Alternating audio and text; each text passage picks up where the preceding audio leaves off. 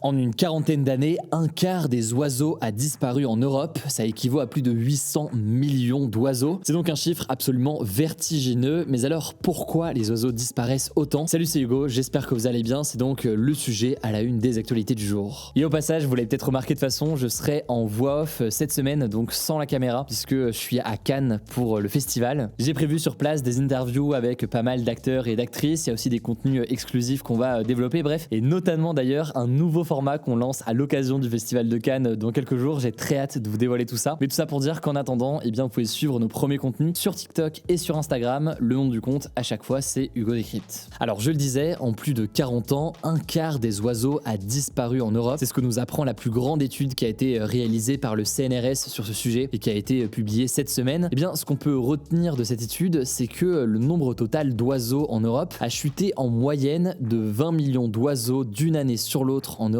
depuis 1980. Et là donc, évidemment, on parle pas des décès d'oiseaux, mais de la taille de la population totale d'oiseaux en Europe. Et parmi les espèces les plus touchées, on peut retrouver le moineau domestique, dont la population a chuté de 64% et risque de devenir de plus en plus rare. Il y a également les hirondelles et les martinets qui ont perdu près de 28% de leur population totale, ou encore la mésange boréale qui a chuté de près de 79%. Alors, on savait déjà que de nombreux oiseaux voyaient leur nombre justement réduire au fil des années. Mais ce qui a intéressé pas mal les chercheurs ici, c'est de savoir pourquoi. Et bien, pour la première fois, cette étude montre que la première cause de mortalité de ces oiseaux, c'est l'agriculture intensive et plus précisément, eh bien, l'utilisation des engrais ou encore des pesticides. En fait, parmi les espèces d'oiseaux qui ont disparu, on retrouve majoritairement des espèces qui sont présentes sur les terres agricoles, car le problème, c'est que la très grande majorité des oiseaux peut se nourrir d'insectes. Or, ces insectes, eh bien, ils sont au contact d'engrais et de pesticides dans les champs. C'est également le cas d'ailleurs pour des points d'eau qui peuvent être proches des terres agricoles et où les oiseaux viennent boire et se rafraîchir, mais potentiellement donc avec de l'eau qui est pleine de pesticides. Première cause donc celle-ci. Deuxième cause qu'on peut noter, c'est le changement climatique et plus précisément l'augmentation des températures. Les chercheurs ont en effet relevé que les espèces d'oiseaux qui préfèrent les températures plus froides connaissent un plus grand déclin. Bref, les épisodes de chaleur forcément n'aident pas et ont un impact sur la population d'oiseaux. Mais ce qu'il faut comprendre, c'est qu'au-delà de cette chute de nombre d'oiseaux qui est déjà forcément inquiétant, eh bien ça a aussi un impact notamment sur la chaîne alimentaire qui se retrouve pas mal perturbée. En effet, je vous la fais courte, mais les oiseaux mangent et se font manger par d'autres animaux. Et pour vous donner un exemple, ça peut aussi avoir un impact de notre côté puisque les oiseaux mangent surtout des petits insectes qui sont parfois nuisibles à l'agriculture, alors dans les jardins. Et du coup, ils peuvent être utiles, si on peut dire ça comme ça, à cet équilibre. Alors que peut-on faire face à ça et est-ce qu'il y a des solutions? Ce qu'explique Vincent de Victor, qui est co-auteur de cette étude et qui est interrogé par Libération, c'est qu'il faudrait commencer par changer de modèle d'agriculture, mais c'est forcément un enjeu absolument massif et un travail colossal. Il y a des décisions qui devraient être prises à l'échelle européenne, notamment sur la question des pesticides, mais il y a aussi un enjeu d'accompagnement de façon très importante des agriculteurs qui sont souvent en concurrence, en grande difficulté, encore plus dans le contexte actuel. Il y a donc un enjeu aussi très important de transition dans le modèle agricole pour passer à un autre modèle, mais sans mettre donc encore davantage en difficulté les agriculteurs. En tout cas, aujourd'hui en France, le ministère de l'Agriculture vient d'annoncer un plan de soutien des agriculteurs pour la production bio, un soutien de près de 60 millions d'euros au total. Si jamais vous voulez plus d'informations, je vous mets les liens directement en description. Allez, avant de passer aux actualités en bref, je voulais voir avec vous un deuxième sujet rapidement. L'ancien président de la République, Nicolas Sarkozy, a été condamné en appel à 3 ans de prison, dont 1 an de prison ferme. Une condamnation qui avait déjà été prononcée en mars 2021 lors d'un premier procès. Mais alors, de quoi parle-t-on exactement? Eh bien, on l'appelle l'affaire des écoutes ou alors l'affaire Bismuth. En gros, Nicolas Sarkozy est accusé d'avoir proposé d'aider un magistrat à obtenir un poste à Monaco en échange d'informations confidentielles sur une affaire qui le concernait. Et l'affaire en question, là je vous passe les détails, mais c'est l'affaire Bettencourt. En tout cas, là ce qui lui est reproché, c'est donc de la corruption et du trafic d'influence. C'est illégal et il a donc été condamné en appel pour ça ce mercredi. Alors pourquoi est-ce qu'on appelle ça l'affaire des écoutes? En fait, Nicolas Sarkozy était placé sur écoute par la justice pour une autre affaire. Cette autre affaire, c'est la question des financements potentiels de sa campagne présidentielle de 2007 par la Libye. Et donc pour éviter d'être écouté par les enquêteurs sur cette affaire-là, eh bien Nicolas Sarkozy avait ouvert une ligne secrète créée sous le pseudonyme de Paul Bismuth avec une carte SIM prépayée. Ça lui permettait donc à l'époque de parler avec son avocat Thierry Herzog de cette affaire Bettencourt, mais aussi de prévoir l'échange d'informations donc contre un poste avec le magistrat en question. question. Il n'a donc pas été condamné pour avoir ouvert une ligne secrète, mais pour avoir proposé un poste en échange d'informations donc à un magistrat. Ce verdict, il est historique car c'est la première fois qu'un ancien président de la République est condamné à de la prison. Alors justement, est-ce qu'il va aller en prison? Eh bien, a priori non, puisqu'on parle d'une peine de moins d'1 an et en général, il y a un aménagement pour les peines courtes. Il pourrait donc être contraint à rester à son domicile avec un bracelet électronique. Par ailleurs, son avocate a déclaré qu'il allait saisir la Cour de cassation en faisant ce que l'on appelle un pourvoi en cassation. Concrètement, c'est un recours qui permet de contester une décision de justice qu'on estime contraire à la loi ou alors quand la procédure n'a pas été respectée. C'est donc le dernier recours possible dans une affaire judiciaire. Je vous tiens au courant de ce qu'il en est et si vous voulez en savoir plus sur ces différentes affaires, je vous mets en description les enquêtes de Mediapart qui avaient donc révélé ces informations au départ. Merci Hugo et salut tout le monde. On commence avec une première actu. 16% des Français déclarent ne pas manger à leur faim selon une étude du Crédoc dévoilée par France Info ce mercredi. Il faut savoir qu'en à peine 6 mois, ce chiffre est passé de 12 à 16%, notamment à cause de la hausse générale des prix, une inflation qui dépasse les 10% sur certains produits. À titre de comparaison, en 2016, il y avait presque 2 fois moins de personnes en situation de précarité alimentaire en France. Deuxième info, toujours en France, le député La France Insoumise Carlos Martens Bilongo a sous-loué pendant 6 mois après son élection en juin dernier son logement social, selon des informations révélées par BFM TV. Le truc, c'est que la sous-location d'un logement social,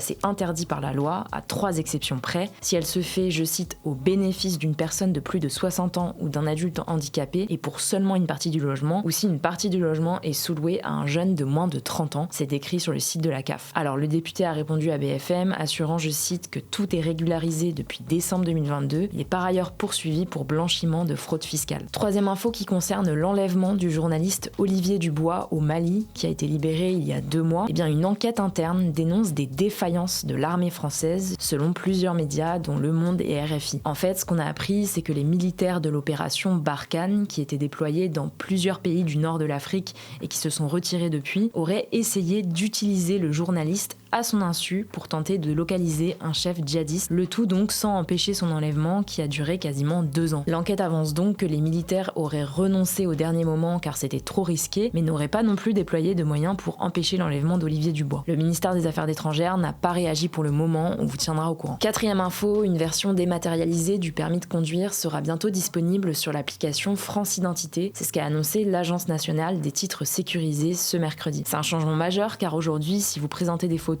ou des scans de vos papiers d'identité, ça vaut rien car seulement les versions en physique sont considérées comme officielles. Mais donc grâce à cette application, vous pourrez désormais présenter une version numérique officielle aux forces de l'ordre en cas de contrôle. L'agence prévoirait aussi de dématérialiser la carte d'identité dans quelques temps. Alors l'application sera d'abord testée dans 3 départements d'ici la fin de l'année, l'Eure-et-Loir, le Rhône et les Hauts-de-Seine, mais elle devrait aussi être disponible partout en France dès 2024. Cinquième actu, et c'est une info sportive majeure, le joueur de basket français Victor Wembanyama, 19 ans, qui joue actuellement à Levallois en région parisienne et qui est considéré comme le nouvel espoir français, rejoindra très prochainement l'équipe des Spurs de San Antonio à la saison prochaine. Bon alors, pour ceux qui ne suivent pas du tout le basket, vous comprenez probablement rien. Moi, c'était pareil il y a quelques mois, mais je vous assure, c'est passionnant. En fait, une loterie a lieu chaque année et elle détermine l'ordre des choix pour la draft, qui est un tirage au sort très important en NBA, le championnat américain de basket, qui est aussi le plus prestigieux au monde. Pour chaque loterie, les équipes sont tirées au sort en fonction de leurs résultats de la saison et en fait, ça part du bas du classement, ce qui veut dire qu'une équipe mal classée a plus de chances d'avoir l'un des premiers choix pour la draft. Je sais pas si vous suivez toujours. La draft, elle, c'est une bourse de joueurs universitaires ou internationaux qui veulent évoluer en NBA. Les meilleurs joueurs sont généralement choisis en premier, ce qui permet aux clubs moins bien classés de récupérer les plus grands espoirs du basket et ainsi bâtir des franchises qui peuvent rivaliser avec les plus fortes. Vous l'aurez compris, la star de cette draft, c'est Victor Wembanyama. On saura le 22 juin dans quelle équipe il ira. Ce sera donc probablement les Spurs. On vous tiendra au courant. Enfin, on termine avec un exploit. Alors hier, on vous parlait de grand-mère qui montait la tour Eiffel. Et bien aujourd'hui, on va vous parler d'une autre ascension, celle de l'Everest, tout simplement, dans l'Himalaya. Et bien l'alpiniste népalais Kamirita Sherpa l'a grimpé pour la 27e fois. Alors pourquoi 27 fois? Et bien tout simplement parce qu'il est guide et donc ce record a été établi dans le cadre de son travail lorsqu'il accompagnait des gens. L'Everest, pour rappel, c'est la plus haute montagne du monde avec un sommet qui culmine à 8849 mètres. L'alpiniste bat ainsi son propre record du plus grand nombre d'ascensions de l'Everest. Merci beaucoup Blanche pour ces actualités supplémentaires. Pas de débat aujourd'hui, mais n'hésitez pas à vous abonner si jamais c'est pas encore le cas. Je rappelle que ce format est aussi disponible en version podcast, en version audio sur toutes les plateformes de podcast. Prenez soin de vous, prenez soin de nos proches et puis on se dit du coup à demain.